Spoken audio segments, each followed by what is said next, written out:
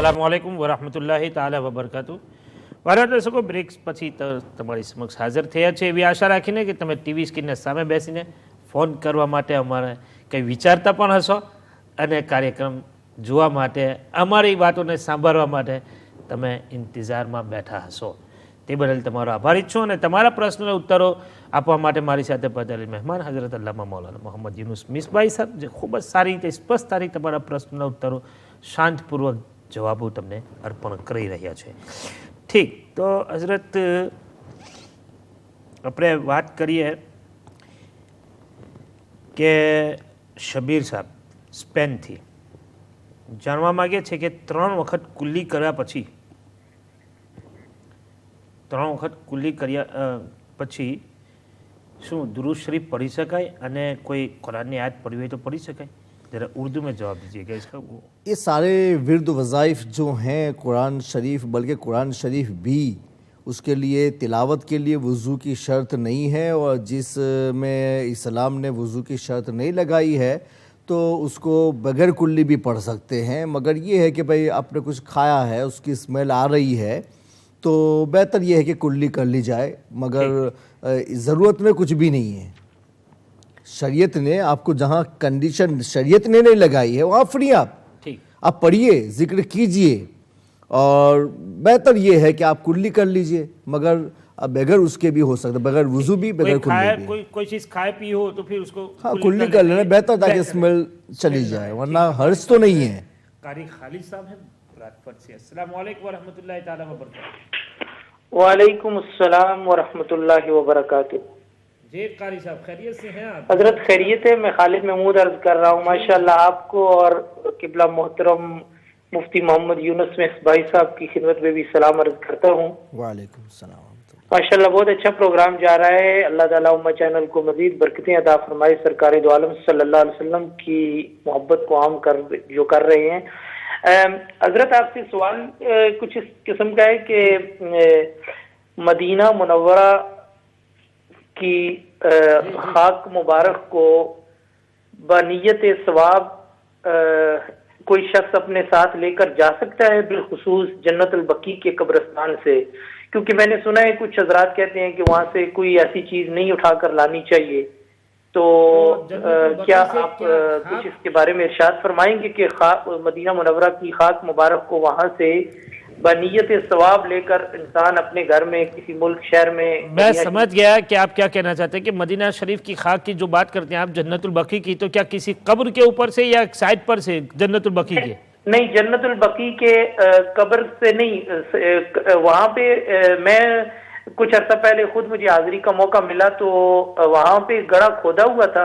अच्छा. कि वहाँ पे वो मशीन काम भी कर रही थी, तो वहाँ से कुछ साथी हमारे और जिनमें मैं खुद भी शामिल हूँ उठा कर ले आए. ठीक ठीक ठीक. तो कुछ हजरात कहते हैं कि ठीक नहीं है वहाँ से लेकर आना. तो मैंने कहा कि चले, अब हमारे उलमा अहले सुन्नत बैठे हुए हैं, तो चले कुछ मजीद इसके बारे में. जरूर जरूर. और कोई सवाल? बहुत शुक्रिया, अपनी दुआ में याद रखना. इंशाल्लाह आप भी जरूर, इंशाल्लाह ताला. बहुत शुक्रिया, ज़रूर बात करेंगे इस पर. ठीक. हजरत दूसरा हमारी बहन ने सवाल किया था कि वो सोना और क्रेडिट कार्ड उनके पास मौजूद हैं, उसके साथ साथ कर्ज भी है, तो क्या क्रेडिट कार्ड की ज़कात दे सकते हैं और उनके पास जो सोना है उसकी भी ज़कात दे सकते हैं? अब उनको श्योर नहीं है कि वो 20 तोला है या 2 किलो है, इस पर वो श्योर नहीं है. देखिए शरीयत का निसाब कर्ज भी है उनके पास. शरीयत का निसाब ये है कि 7.5 तोला सोना या 52.5 तोला चांदी, या फिर दोनों में थोड़ा थोड़ा हो, तो दोनों में से किसी एक के साथ में भी उसको मिलाया जाए तो कोई एक निसाब पैसों के हिसाब से भी पूरा हो सकता हो. या कोई कुछ कैश है और कुछ ये है, इन सारी चीज़ों को जो है उस सब को अगर मिलाया जाए और उसमें भी कोई एक निसाब बन सकता हो, चाहे सिल्वर का निसाब बन सके या गोल्ड का, तो उसके ऊपर ज़कात फ़र्ज़ हो जाती है, जबकि ज़रूरी सामान घर का उनके पास में मौजूद हो. अब रह गया कर्ज़ का सवाल. तो कर्ज़ के लिए पर्सनल लोन, यानी किसी के पास से आपने लिया है, या जिस तरीके से आप कार्ड के ऊपर जो पैसे उठाते हैं तो उसमें तो महीने की मुद्दत रहती है, उसमें आपको पैसा देना है, वरना फिर आपको उसके ऊपर एक्स्ट्रा पेमेंट देने पड़ेंगे या उसका इंटरेस्ट बहुत हाई होता है. तो ये सब पर्सनल लोन के अंदर जाएंगे। तो वो पैसे तो आपको फ़ौरन दे देने हैं ताकि इंटरेस्ट भी ना देना पड़े। और ऐसे कर्ज जो है वो ज़कात में माने हो सकते हैं कि भाई अगर वो निसाब ज़कात वो कर्ज निकालने के बाद में निसाब नहीं रहती है तो ऐसी सूरत में ज़कात नहीं होगी। और अगर कर्ज निकालने के बाद भी अगर निसाब बाकी रहता है तो उनको ज़कात देनी पड़ेगी। और जो बैंक के कर्ज हैं तो बैंक के कर्ज में नहीं है, चूँकि वो तो कंटिन्यू आपको मुद्दत देते हैं ना, तो मियादी कर्ज में जाता है तो बैंक के जो है वो उसमें ममानियत में नहीं है। आप कितना भी कर्ज हो फिर भी आपको ज़कात देनी पड़ेगी। ज़कात देनी पड़ेगी। ઠીક હઝરત, એવી રીતે ઓફ એર એક સવાલ આવેલો છે, ભાઈ સવાલ પૂછેલો છે કે જે બહેન શાદી પહેલાં ઝકાતના હકદાર હતા, ઝકાત લીધા હતા, શાદી થયા પછી અલ્લાહ તાલાએ એમની કિસ્મતનો સિતારો ઉરૂજ પર પહોંચાડી આપ્યો, એટલે કે હવે તે ઝકાત લેવાના નહીં, દેવાના હકદાર છે કે દઈ શકે છે. હવે જે લોકોએ શાદી પહેલાં એમને ઝકાતની રકમ આપેલી હોય તો શું તે લોકો તે બહેન પાસેથી ઝકાતની રકમ પાછી માગી શકે છે કે ભાઈ તમે તો હવે અલ્લાહ તાલાએ બધું જ આપેલું છે, તો હવે મતલબ કે તમારે જે અમે શાદી પહેલાં જે કંઈ ઝકાત આપી હતી હવે તમે પાછી લાવો, કેમ કે હવે તે તમારાથી લેવાય ના? એ વાત ખોટી છે. અને જ્યારે માણસ ઝકાતના લાયક હોય ત્યારે તમે તેને ઝકાતની હેલ્પ કરી હોય, પૈસા આપવાથી તે એની માલિક બની ગઈ અને તે વખતે એને યુઝ કરી લીધા, ત્યાર પછી એ માલદાર બની જાય તો એ તો અલ્લાહ તબારક વ તઆલાનો ફઝલ છે કે એ જેને ચાહે તેને માલદાર બનાવે. તો જે વખતે ગરીબ હોય ત્યારે એ માલિક બની ગઈ અને ઝકાત એના માટે જાયઝ હતી. હવે એના માલદાર બન્યા પછી કોઈ માણસ એની પાસેથી ઝકાતના પૈસા પાછા લઈ શકતો નથી. હા, એવું કહી શકે કે ભાઈ તમે જે ઝકાત પહેલે લીધેલી છે, બહેતર એ છે કે તમે એ ઝકાત જે તમે પોતાની ડખે યુઝ કરી હતી, તમને અલ્લાહે શક્તિ આપેલી છે તો એના જેટલી રકમ, એટલે કે ઝકાત નહીં, એના જેટલી રકમ કે ભાઈ ચાલો આપણે પહેલાં ગરીબ હતા ત્યાં આટલી ઝકાતના પૈસા આપણે લીધેલા છે નહીં, તો આપણે તેને નફળ બનાવીને ગરીબોની હેલ્પ કરી દઈએ. તો એ બોને ગરીબોની જો હેલ્પ કરવા માગે તો અલગ વસ્તુ છે, પણ જે માણસ ઝકાત આપે તે તો હવે માલિક છે જ નહીં, એને તો કહેવાનો પણ હક નથી કે પાછું માગી શકે. જ્યારે ઝકાત આપી તો એ માલિક બની ગયો, તો જે વખતે એને જાયઝ હતી ત્યારે માલિક બન્યો, હવે તમે પાછી કેને માગી શકો છો? એટલે પાછી ના માગે ના, કોઈ ગુંજાઈશ અગર કોઈ જબરદસ્તી કરે તો એની ઝકાત અદા ના થઈ શકે, अदा ना થઈ हाँ. શકે. अरे वो बहन ने जो सवाल किया था ना वो जेवरात वाला, हाँ. तो उन्होंने ये कहा कि भाई जो सोना यूज करते हैं उस पर इस्तेमाल जो करते हाँ, हो. तो ऐसे कोई कंडीशन नहीं है. गोल्ड और सिल्वर चाहे आप इस्तेमाल करते हो चाहे इस्तेमाल न करते हो, बहरहाल वो कीमत ही की अंदर माने जाते हैं और हर हाल में उनकी ज़कात निकालनी है. ठीक. बहुत सारी बहनों की ये गलत फहमी है कि भाई गले में नेकलेस है, बांगल है, ये सब पहने होते हैं, एयरिंग है, तो इनसे जो है ये तो हम इस्तेमाल करते हैं, हमेशा पहनते हैं, तो इनकी ज़कात नहीं, उस पर भी ज़कात देनी पड़ेगी आपकी. और तिजोरी में जो रखा हुआ है उस पर भी ज़कात होगी, सब पर होगी. लिहाजा ये कभी भी ये ना सोचें कि भाई हम तो पहनते हैं तो इसकी ज़कात कैसे देंगे, नहीं, उसकी भी ज़कात देनी होगी. और जो आपने घर में रखा हुआ है उसकी भी ज़कात देनी होगी अगर आप साहिब निसाब है तो. ठीक. તો શાદી થયા પછી મતલબ કે હર હાલ મેં એ ઝકાત આપે અને જે લોકોએ ઝકાત આપી હોય તે લોકો એની પાસે માંગી શકતા નથી. માંગણી કરવી કોઈ હક જ નથી તેનો કે માંગણી કરી શકે. સુભાન અલ્લાહ.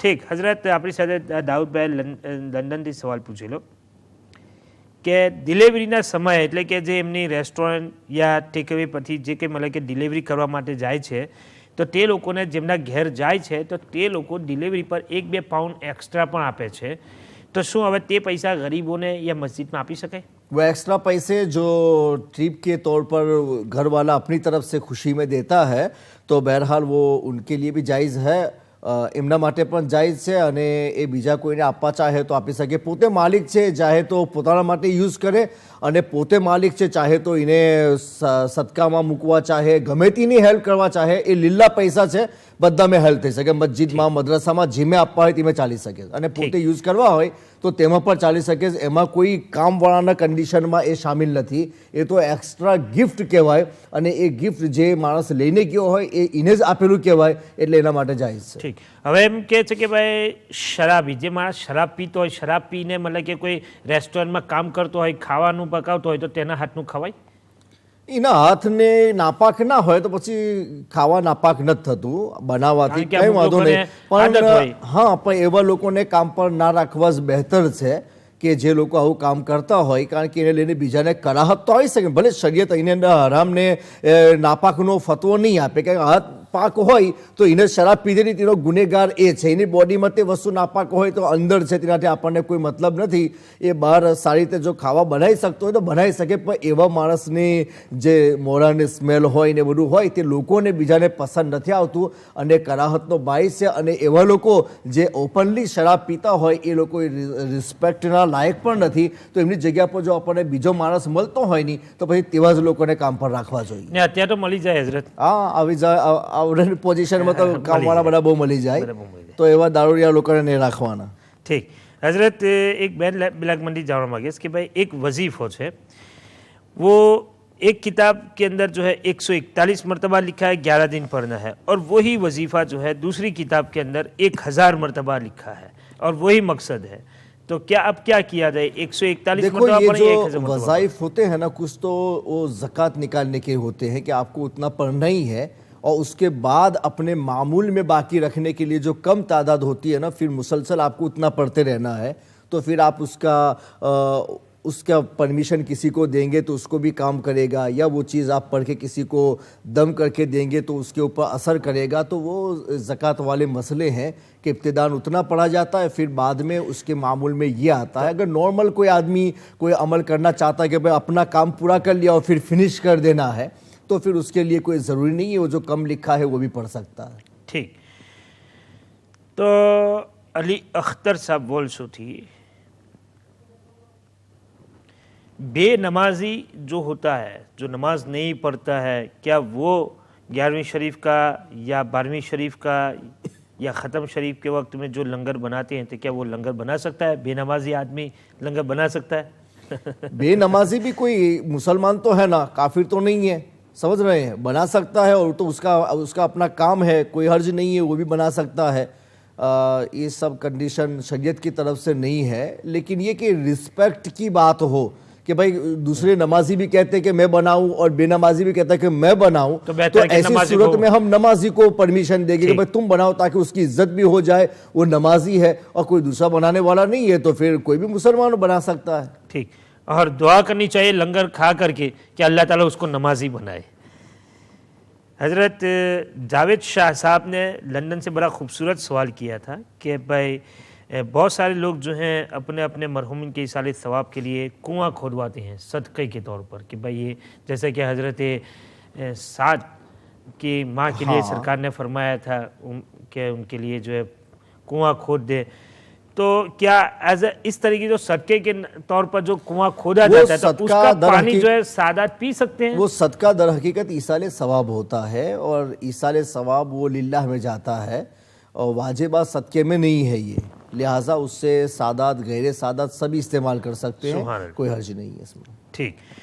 तो जो जिसका नाम दिया गया है कि भाई ये सदका, पानी कुआं खोदवा दिया तो ये पानी पी सकते हैं, ये कोई सदके में नहीं, वो सदके में नहीं है. वो सदके वाजिबा जो है वो सादात के लिए हराम है, ये सदके वाजिब नहीं, ये तो मतलब महज ईसाले सवाब है. ठीक. अरे इसी तरह जैसे कि कुछ लोग कहते हैं ना कि भाई ओ ये मेरे सदके की रकम है, आप इसको रख लें. वो लोग बोलते सदका हो, तो हुजूर पाक ने फरमा कि भाई कोई भी तुम खाना खाते हो वो भी सदका, तुम बीवी को खिलाओ वो भी सदका है, बच्चों को खिलाओ वो भी सदका है. तो सब सदका ही सदका है. सदके का मतलब वो है कि भाई उस सब की चीज़ों पर अल्लाह तबारक व तआला की तरफ से आपको सवाब मिलता है, ये मतलब होता है ना कि सदके का माना वो रियल जो हम सदका कहते हैं. ठीक. और हज़रत पीटरब्रो से हमारी बहन ने सवाल किया था कि वो लोग उम्रा की सआदत हासिल करने के लिए जा रहे हैं, उनके साथ जो है मियाँ बीवी और एक जवान बेटी भी है, बहू भी साथ में जाना चाहती है कि मैं भी आप लोगों के साथ जाऊं, तो क्या तो वो जो बहू उनके को साथ ले सकते ससुर है ना,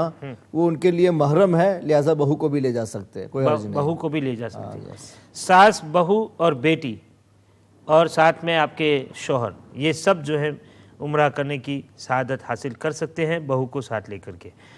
और दूसरा सवाल उन्होंने ये किया था कि उनके जो है ख़ानदान में انتقال ہو گیا ہے تو میت جو ہے جمعہ سے ہاسپٹل میں ہے، وہ لوگ یہ کہتے ہیں کہ پاکستان یہ میت پہنچانی ہے تو آپ کو پوسٹ مارٹم کرنا ہوگا، تو کیا میت کو پوسٹ مارٹم کرنا یہ کیسا ہے؟ دیکھیں اولاً تو یہ کہ پوسٹ مارٹم کرنا تو شرعی قانون میں تو جائز نہیں ہے، چونکہ اس کی وجہ سے میت کو بھی تکلیف ہوتی ہے، کہ حضور پاک نے فرمایا المیت یتعزا بجارسہ کما یتعزا الحی، کہ میت کو بھی ایسے تکلیف ہوتی ہے جیسے زندہ کو ہوتی ہے کاٹنے کی وجہ سے، اگرچہ اس احساس کو ہم لوگ فیل نہیں کر سکتے ہیں، اس کی باڈی سے ہمیں پتہ نہیں چلتا ہے، لیکن جس کو ہو رہا ہے وہ تو اس کی روح کا تعلق تو اس کے ساتھ میں ہے، اس کو تو احساس ہو رہا ہے، لہٰذا شریعت مطہرہ اس کا پرمیشن نہیں دیتی ہے، مگر وہ کہہ رہے ہیں کہ پاکستان لے جائیں گے تو کرنا پڑے گا، تو پاکستان لے جانا کوئی ضروری ہے؟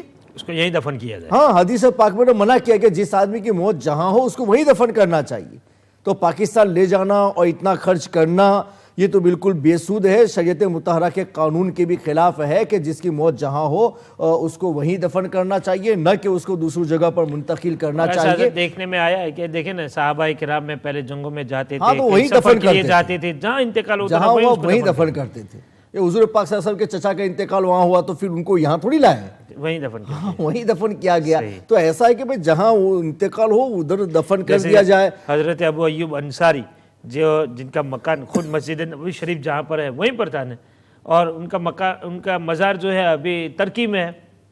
وہ ایسے یہ سب غلط ہے، ان کو چاہیے کہ وہ کیا ہے پاکستان نہ لے جائے، یہاں ان کو دفن کرے تاکہ ان کے لیے پوسٹ مارٹم بھی نہ کرنا پڑے۔ بہت خوب، ٹھیک۔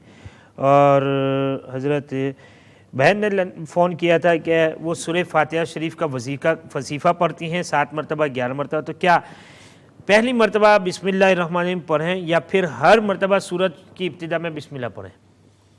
سورت اگر سرے سے پڑھی جائے نا تو ہر مرتبہ بسم اللہ مستحب میں شامل ہے، مگر کوئی حرج نہیں ہے اگر وہ کنٹینیو پڑھ رہی ہے تو بغیر بسم اللہ کے بھی پڑھ لے تبھی جائز ہے، ٹھیک، شریعت میں کوئی حرج نہیں ہے۔ قبرستان میں عورتیں جا سکتی ہیں پورے خاندان کے مسئلہ ساتھ؟ بڑا تفصیلی ہے، اور ہمارے جو علماء ہیں جن کا ہم فالو کرتے ہیں جیسے اعلیٰ حضرت امام احمد رضا فاضل بریلوی رحمۃ اللہ علیہ، کا بھی ذکر کیا، تو ہاں انہوں نے تو منع ہی کیا ہے، لیکن علامہ شامی وغیرہ جو ہیں انہوں نے اس کے اوپر جواز کی راہیں بھی نکالی ہے۔ علامہ شامی نے باقاعدہ تفصیلی کلام کیا ہے کہ جیسے مردوں کو حضور نے پرمیشن دیا تو اس طریقے سے عورتوں کو بھی پرمیشن ہے، وہ ساری حدیثیں جو پہلے کی ہیں وہ سب منسوخ ہو جاتی ہیں، تو انہوں نے ایسا ہی کہا ہے۔ بہرحال اگر کہیں لوگ جاتے ہیں، اگر وہ شرعی پابندی کے ساتھ ہو، مردوں کے ساتھ میں خلط نہ ہو، پورا حجاب وغیرہ ہو سکتا ہے، الگ سے باہر سے کوئی فتنے کا اندیشہ نہیں ہے، تو اگر کوئی ایک آدھ چلا جائے تو پھر اس میں کوئی حرج بھی نہیں ہے۔ بزرگوں کے مزار میں ان کے لیے راستہ الگ ہو، مردوں کا جو راستہ ہے وہ عورتوں کا نہ ہو، ان کے لیے الگ سے انتظام کیا جاتا ہو، ایسے سب کنڈیشن کیا اس زمانے میں پاسبل ہے؟ امپاسبل ہے۔ ہاں تو امپاسبل ہے تو پھر کیسے پاسبل اس کو بنائیں گے؟ اس لیے کہ ابھی تو دیکھا یہ جاتا ہے کہ مرد حضرات ساتھ میں جاتے ہیں، مزار میں جاتے ہیں تو عورتیں بھی جو ہے اس کے ساتھ کے موقع سے تو ایسا ہوتا ہے کہ مرد و عورتیں اتنی دکم دکا کے اندر رہتی ہے، کبھی کبھی عورتیں پھنس جاتی ہے تو جس کو غیر محرم کھینچ کر کے اس کو نکالتی۔ صحیح، تو یہ سب تو پھر بچنے کی کوئی صورت ہی نہیں، تو پھر کیسے جواز کا فتویٰ دیں گے؟ یہ تو جائز کرنا ایسا ہی ہوا کہ جیسے ناجائز کر، ٹھیک، ہمارے علماء کچھ بولتے ہیں کہ جائز ہے، مگر در حقیقت وہ ایسا ہے کہ ناجائز۔ آپ کنڈیشن 1000 لگائے اور اس کنڈیشن کے حساب سے آپ کہیں بتا ہی نہیں سکتے تو پھر آپ کیا کریں گے؟ شرائط ایسے ہیں اس لیے جو اس میں جا نہیں سکتے، نہیں جانا چاہیے عورتوں کو قبرستان، اس لیے کہ اسی میں ان کی بھلائی ہے، اسی میں ان کی عزت ہے، اور اسی میں اللہ کی رحمت ہے کہ وہ اپنے گھر سے ہی قرآن عظیم کی تلاوت کر کے، قرآن شریف کی تلاوت کر کے جس قبرستان میں جس کے قبر پر جانا چاہتے ہیں ان کے ارواح پاک کو ایصال ثواب کرے، تو یہ زیادہ بہتر ہے۔ ٹھیک، حضرت عاصم صاحب نے آف ایئر سوال کیا تھا کہ ٹوائلٹ میں وہ جہاں کام کرتے ہیں وہاں پر جو ہے پانی کا انتظام نہیں ہے، ٹیشو پیپر یوز کرنا پڑتا ہے، تو استنجا کے لیے جب جاتے ہیں تو ٹیشو پیپر یوز کرتے ہیں، پھر وضو کر کے نماز پڑھتے ہیں، تو کیا اس طریقے سے ٹیشو پیپر یوز کر کے چھوٹے بڑے دونوں استنجا کے لیے ٹیشو پیپر یوز کیا جا سکتا ہے، اس سے پاکی حاصل ہو جاتی ہے، اور اچھی طریقے سے صفائی حاصل کر لی جائے تو کوئی حرج نہیں ہے۔ اس میں یہ ہے کہ بھئی ہر جانب سے 50 پینس سے زیادہ، ہر جانب سے 50 پینس سے زیادہ اگر ناپاکی باہر ہو جائے تو پھر ایسی صورت میں تنہا ٹیشو پیپر نہیں چلتا ہے، اگر اس کے اندر میں ہو تو پھر کوئی بات نہیں ہے, ٹیشو سے بھی مکمل پاکی حاصل ہو جاتی ہے اور اس میں بعد میں پانی استعمال کرنے کی ضرورت بھی نہیں ہے, نماز پڑھی جا سکتی ہے. لندن سے ہماری بہن نے ایسا سوال کیا تھا کہ وہ وسوسے آتے رہتے ہیں ان کو, شیطانی وسوسے وہ نماز پڑھیں چاہے نہ پڑھیں, کام میں ہو کسی میں بھی ہو, اچانک وہ خیالات ایسے شروع ہو جاتے ہیں, بہت پریشان ہو جاتے ہیں, تو اس کے سلسلے میں کوئی دیکھیے وہ وظیفوں کی جگہ پر ہے. سب سے بہتر علاج جو بزرگوں نے بتایا نا وہ ہے کہ شیطان کا اگر وسوسہ زیادہ تو اس کے روکنے کا طریقہ یہ ہے کہ آپ زیادہ سے زیادہ نماز پڑھو. یہ کنڈیشن کرو کہ بھائی آج مجھے 10 مرتبہ شیطان نے وسوسہ دیا ہے نا تو میں 10 مرتبہ نفل نماز پڑھوں گی, 10 رکعت زیادہ پڑھوں گے, 2 رکعت آپ بڑھاتے رہے تو شیطان دیکھے کہ یہ تو میں اس کو توڑنا چاہتا ہوں اور یہ تو ثواب ہے. نماز کا سب سے زیادہ اس کو جو سب سے زیادہ شیطان کے لیے بھاری ہے نا وہ نماز پڑھنا. تو آپ پڑھیں گے نا تو وہ فوراً ہی کہے گا بھائی اس کو وسوسہ چھوڑو ورنہ نیکیوں میں آگے نکل جائے گا, تو فوراً رک جائے گا. نماز کی ترکیب سب سے بہتر, جیسے کہ امام اعظم سے کسی نے پوچھا تھا کہ بھائی میری چیز کھو گئی ہے تو کیا کرنا چاہتا, فرما کہ بھائی وہ جب تک نہیں ملتے وہاں تک نماز پڑھتے رہو. تو نماز شروع کرنے سے وہ فوراً مل جائے گی, چونکہ شیطان دیکھے گا وہ چیز تو اس کی قیمت تو کچھ بھی نہیں ہے اور یہ آدمی نماز پڑھے گا تو بڑا آگے نکل جائے گا. اس سے بہتر ہے کہ پہلی ہی رکعت میں بتا دو نا تاکہ 2 کے بعد تیسری پر جا ہی نہ سکے. تو شیطان کو روکنے کے لیے وہی بہتر ہے کہ نماز زیادہ پڑھو, جتنی مرتبہ ستائیں اتنی مرتبہ زیادہ نماز. سبحان اللہ.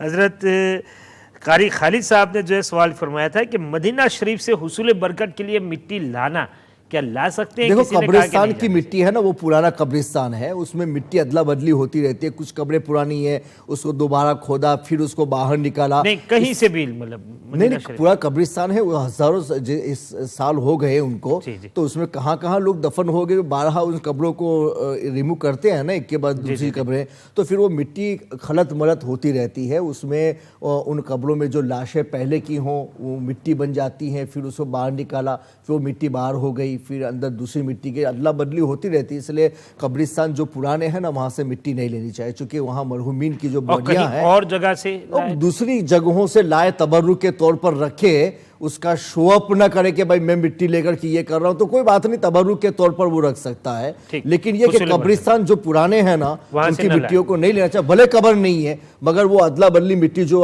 قبروں میں ہوتی رہتی ہے نا اس کی وجہ سے ان کی باڈیز کے جو پارٹس ہیں وہ اس کے ساتھ میں ملے رہتے ہیں, تو ان کو وہیں قبروں کے پاس رہنے دینا چاہیے, دوسری جگہوں پر منتقل نہیں کرنا چاہیے. تو ہمارے درشکوں اگر وہ لائے ہیں تو کسی کے ساتھ واپس کر دے, اگر قبرستان کی مٹی ہے نا تو پھر وہاں پہنچا دیجیے. ٹھیک. તો વાલા દર્શકો કાર્યક્રમ અહીંયા સમાપ્ત થાય છે. આજના કાર્યક્રમમાં પધારેલ મહેમાન અલ્લામા મોહમ્મદ યુનુસ મિસભાઈ સાહેબ તમારો આભારી જ છું.